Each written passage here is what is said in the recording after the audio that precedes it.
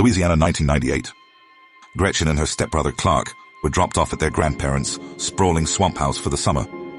The place was old and creaking, with moss hanging from the roof like the house was weeping. Their grandparents warned them about the locked rooms, the strange smells, and to never wander off near the swamp alone. At first the house seemed quiet, almost peaceful. But then came the sounds, pounding, scraping, and a low, guttural growl that seemed to echo from the walls themselves.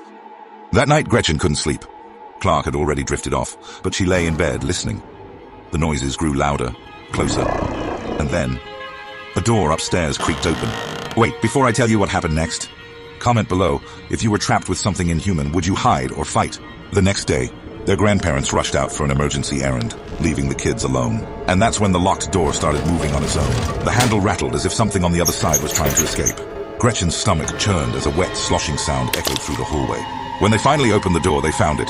A gigantic, slimy green monster, all teeth, claws, and drool. Its eyes glimmered like dark ponds, and it let out a roar that shook the floorboards. Gretchen and Clark tried to slam the door, but the monster pushed through, its claws tearing at the wood. They ran through the house, hiding in closets, under beds, and even in the attic. Every attempt to trap it failed. The monster seemed to anticipate their every move, moving faster than a human could follow. It was hunting them, learning their routines, sniffing them out. Hours passed like days. Every creak and whisper of the old house made them jump. Gretchen grabbed a knife from the kitchen, and Clark tried to barricade the doors with chairs. The monster was relentless. It lunged, smashed through walls, and the sound of its claws scraping the floor made their blood run cold. As night fell, they devised a plan. They left a trail of food, rotten meat, stale bread, even some swamp fish, in the hopes of luring the monster into the basement. It worked. The creature followed, but when they slammed the door behind it, the house went quiet. Too quiet. Relief washed over them, but it didn't last. A dripping, scraping sound came from above. The monster had climbed back up. It followed them out into the swamp, and only then did they realize the house itself was part of the trap.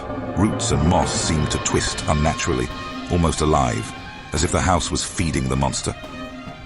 By morning, their grandparents returned. Gretchen and Clark were exhausted, trembling.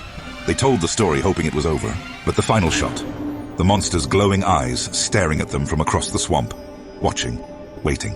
No one knows what happened to it.